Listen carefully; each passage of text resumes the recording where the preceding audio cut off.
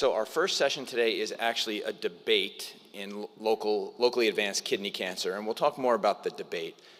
But the committee thought it really impossible to keep this meeting grounded and intentional in why we do what we do.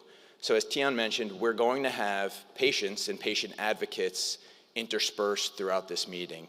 And it's really important for us to recognize the amazing efforts that our patients go through and the amazing stories they have to share. A lot of us over the years have had the opportunity to take care of hundreds, if not thousands, of patients. And some of those patients we build really special connections with. Some become friends, some become like family, and we celebrate their successes and we struggle with their struggles. And with that, I would like to introduce my really good friend, Kevin Kiernan. Kevin's going to spend some time and tell us his story and get this meeting started off properly. So, Kevin.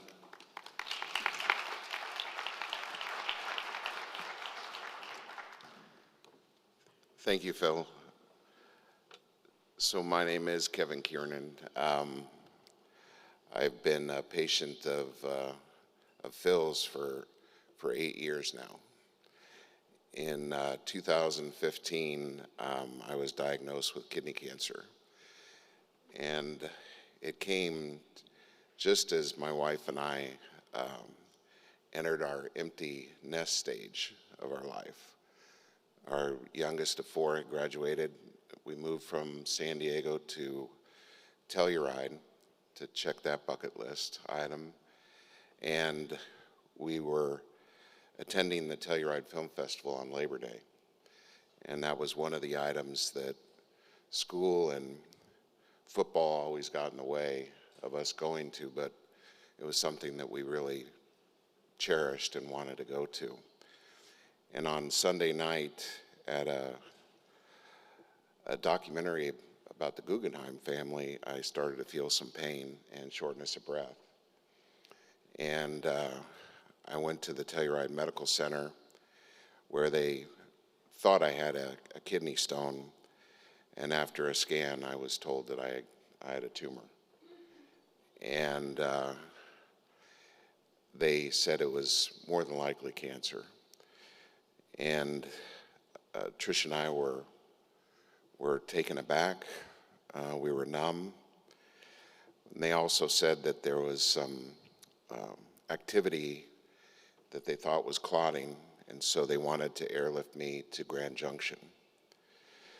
We did end up taking an ambulance, or I took an ambulance to Grand Junction, and Trish went home and packed some things and then drove behind us. And I think about that now, and I think about her heroic nature and how difficult that drive in the middle of the night must have been. I don't know what to say other than she's been my rock and my hero through this all, and continue to demonstrate it. The next morning at the hospital in Grand Junction, the attending physician came in early and said not only did I have a tumor, but I had a thrombus that had gone into my vena cava and had entered my heart. And the doctor told us that it probably wouldn't be long, and it was pretty dire. Again, it was a very, very emotional time, and we didn't know how to start even telling our kids.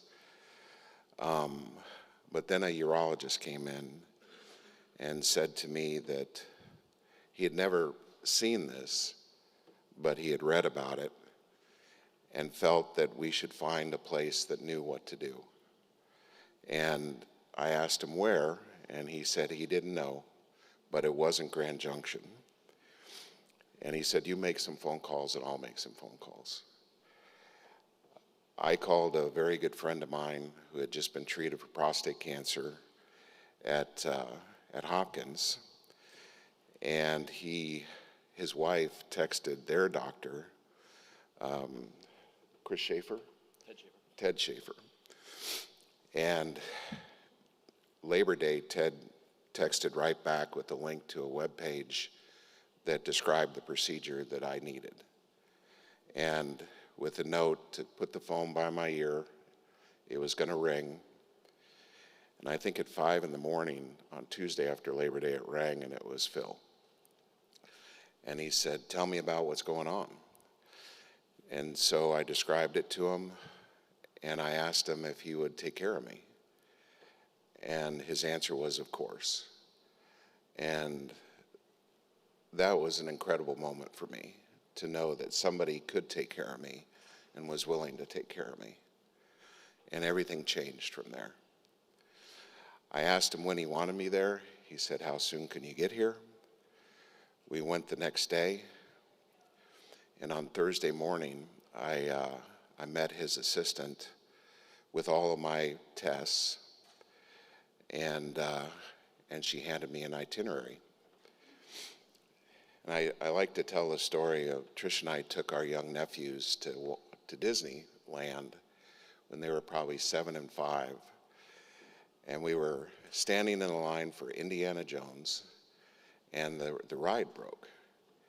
And they came down and gave us this pass and said, whenever it gets back up, you guys can go in the exit and go right up to the front. So a couple hours later, the ride's back up, we go in the exit, and my 7-year-old nephew's eyeballs just got huge, and he said, Uncle Kevin, we're in the wrong line." And I said, "Don't worry about it, we're friends of Walt's." And he turned around and strutted right up that line saying, "Excuse me, pardon me, we're friends of Walt's." And that Thursday morning, I felt like I was a friend of Walt's, because I felt like I was cutting lines. Everything was lined out. I went to see every surgeon, and the following Monday, I had surgery. It was 11 hours. It was open heart bypass. I was cooled down, and a few days later, my margins came back clear. And I started the road to recovery. And I don't know if you all know Sulika Jawad, who wrote Life Interrupted, a New York Times bestseller, but she mentions in her book that you're born into this world completely dependent, and cancer patients are in the world and completely dependent, and I was. And my wife did everything, from bathing to staying in the room. Again, it was unreal. And one of the silver linings is the compassion and the love that we started to share because of this. We had it before, I'm not going to say we didn't, but it was a whole nother level. So over the next few days and weeks, I got to know Phil a little bit better, and we started talking about why I didn't know, how could that happen, and I asked, what could I do? And I did a video of hope for Hopkins that new cancer patients saw, and Trish and I ran into some of those patients, and it was pretty moving. We also started to collaborate on research, and I joined the Brady Urological Advisory Board at Hopkins to help fundraise and become more aware of the disease that I had. Trish and I started to check our bucket list. We went to Europe for 2 months, had an incredible experience, and then in 2018, I went metastatic in my lungs, in my back, and in my vena cava. The tumor was too close to the hepatic vein, and so they were afraid of operating until we had control of it. So I saw Dr. Mark Markowski at Hopkins, oncologist, and I started Votrient. And within 6 months, the tumor had shrunk away from the vena cava, and I had my second 11-hour surgery. My vena cava had been completely blocked. I had developed collateral circulation, and they removed my vena cava. And to this day, I don't have a vena cava. I've been looking for a support group, but I haven't found one. I've asked. I don't know of anybody else. If you do, I'd love to talk to somebody about it. But then the world got a lot more in focus, and we, instead of traveling, we just focused on family. I've since had 4 grandchildren that I've held that I wouldn't have held otherwise.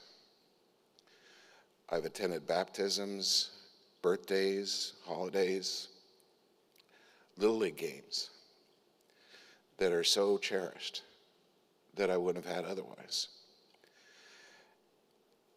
It's been an amazing journey, and I can't thank the people that took care of me enough. In 2022, we decided that my quality of life was deteriorating from the Votrient, and it was pretty brutal. But I was told as long as I could stay on it, there was hope to get to immunotherapy. I started immunotherapy, and I knew how blessed I was, and somebody had told me that even though it was a small percentage of survivors of metastatic kidney cancer, somebody had to make up those percentages, and it might as well be me. And it was. Unfortunately, the immunotherapy was the flip side. It didn't work, and I went metastatic again. I started the immunotherapy in February, and I went metastatic last November.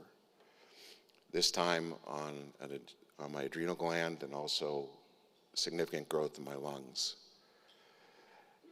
We talked to Dr. Haas, and I went on belzutifan. And we went to have a Thanksgiving with all of our kids and grandkids in California, and then Trish and I were driving up to Telluride for Christmas when we lost control of our car, and it went off the road and down towards the river. And a rock caught the car, but when I was extracted from the car, my oxygen level was in the 60s. And I was airlifted to Denver, where a pulmonologist told me that my lungs were inundated with cancer, and I probably wouldn't make it through the night. Trish was driving over again from Telluride to Denver. She called me pretty quick thereafter and said that she was in a snowstorm and scared, and she didn't know if she could get over the pass. And I told her to stop and get a hotel room, and I'd be fine.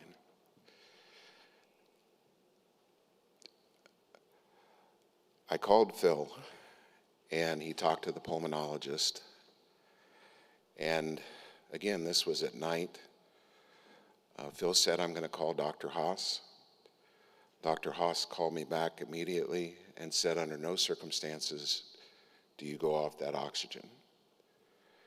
And the doctor had told me that I probably should just go off, and wanted me to agree not to resuscitate.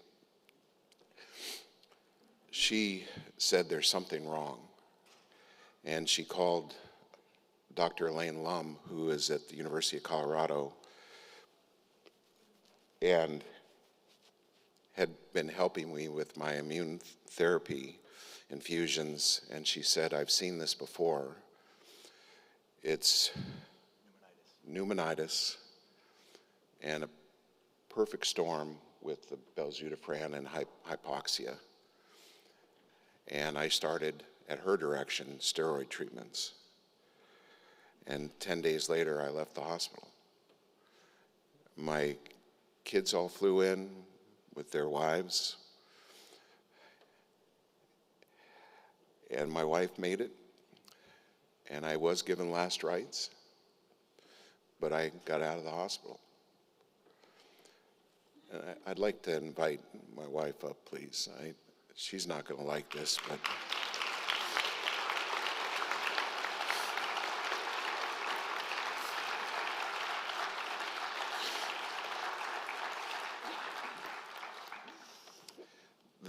things that we've seen over the last 8 years are phenomenal. The grandkids, the weddings, everything that I may have not been at. And I thank God for everyone that's taken care of me. I've seen my son get his lieutenant bars pinned to his dress whites by my grandfather, or my father, at 90, who was in the Navy when he graduated from medical school. I mean, how do you miss that? My daughter graduated from Hopkins and was part of shows that won Tonys. Trish stayed out all night with her one, but my oldest son is a youth minister, and I've watched him minister. And my youngest son, who we were somewhat estranged, we've reconciled. I could have gone without that. I don't know what to say other than I'm just so grateful and so thankful. And the quality of care I've gotten has been phenomenal. We were just at Penn last week for my scans. Dr. Haas put me back on belzutifan, and for the first time in 6 years, I'm metastatic cancer-free.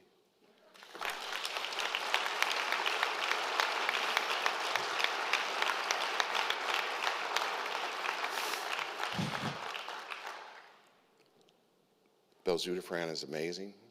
The side effects are nominal. I have a good quality of life, and I have a fighting chance to continue to see more grandkids.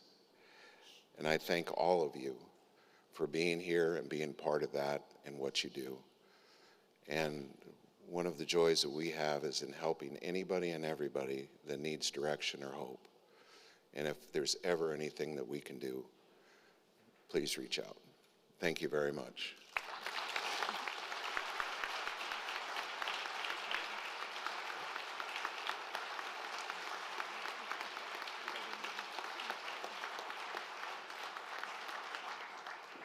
What a way to start the meeting, isn't it? Thank you guys again.